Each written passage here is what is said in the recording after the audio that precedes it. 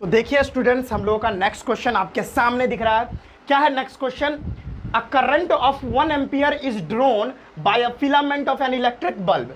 कहने का मतलब है कि किसी इलेक्ट्रिक बल्ब के फिलामेंट से करंट कितना बह रहा है? 1 एम्पियर की करंट बह रही है। क्या कह रही है? बह रही है। और आगे पूछ रहा है number of electrons passing through a cross section of the filament.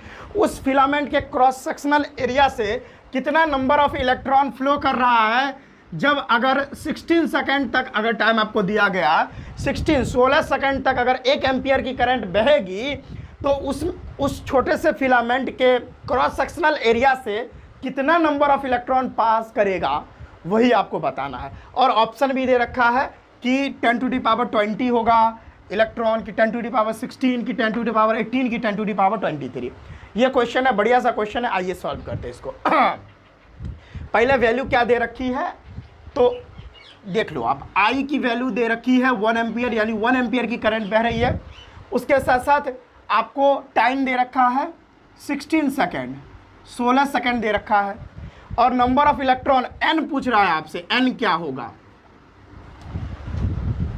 ठीक है। और आपको पता होना चाहिए चार्ज जो है आपको पता होना चाहिए, charge on electron, charge on 1 electron आपको तो पता होना चाहिए क्या होता है।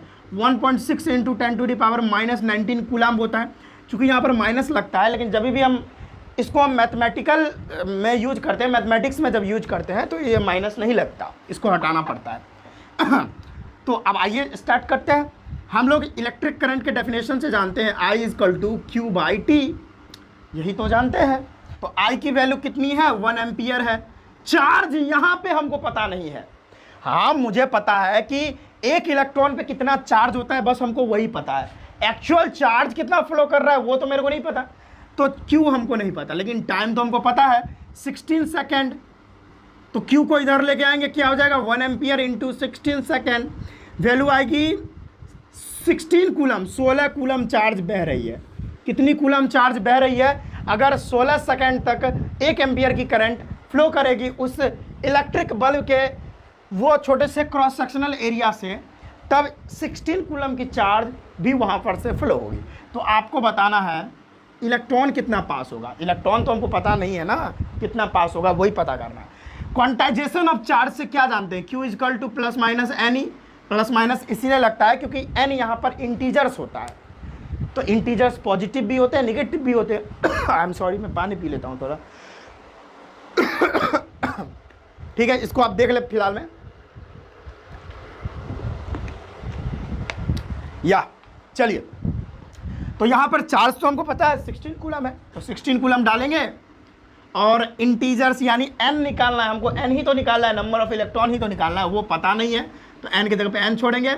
और इलेक्ट्रॉन पे चार्ज कितना होता है, E का मतलब होता है इलेक्ट्रॉन पे चार्ज कितना है, वो तो मेरे को पता है, इतना होता है। तो लिखेंगे 1.6 into 10 to the power -19 coulomb. यहाँ पर माइनस नहीं लगाना है क्योंकि जब भी हम मैथमेटिक्स में इसका यूज करते हैं ना तो माइनस साइन नहीं देना पड़ता। तो n को इधर लेके आओ तो हो जाएगा n = 16 coulomb divided by 1.6 into 10 to the power -19 coulomb. C से C जाएगा तेल लेने के लिए, और यहाँ पर 10 टू द पावर -19 ऊपर जाएगा तो प्लस हो जाएगा। देखो भाई, मैं तोड़ के बता रहा हूँ, ठीक है। 16 और ये 10 टू द पावर -19 ऊपर जाएगा तो प्लस में हो जाएगा, +19 डिवाइडेड बाय 1.6। इस पॉइंट का हो गया तो ऊपर 10 जाएगा डेफिनेटली जाएगा। 16 से 16 मर जाएगा। उसके बाद n = हो जाएगा 10 टू द पावर +19 और इंटू में 10, तो वैल्यू क्या आएगी भाई? 10 टू द पावर 20। तो इतना इलेक्ट्रॉन जो है ना फ्लो करेगा, इतना इलेक्ट्रॉन फ्लो करेगा। ऑप्शन नंबर ए हमारा करेक्ट हो जाएगा। समझ में आया? जब भाई 1 एम्पियर की करंट किसी इलेक्ट्रिक बल्ब के छोटे से फिलामेंट के क्रॉस सेक्शनल एरिया से अगर गुजरेगी, 16 सेकंड तक अगर करंट फ्लो करेगा तो वो छोटे से क्रॉस सेक्शनल एरिया से 10 टू द पावर 20 इलेक्ट्रॉन्स पास कर जाएंगे तब तक। समझ लीजिए, मतलब 10 टू द पावर 20 समझ सकते हैं कितना होगा? खरबों अरबों खरबों हो जाएगा, ठीक है, उससे भी ज़्यादा। तो चलिए, ये हमारा सॉल्व हो चुका है। 10 टू द पावर +20 हमारा आंसर हो जाएगा, इतना इलेक्ट्रॉन फ्लो करेगा।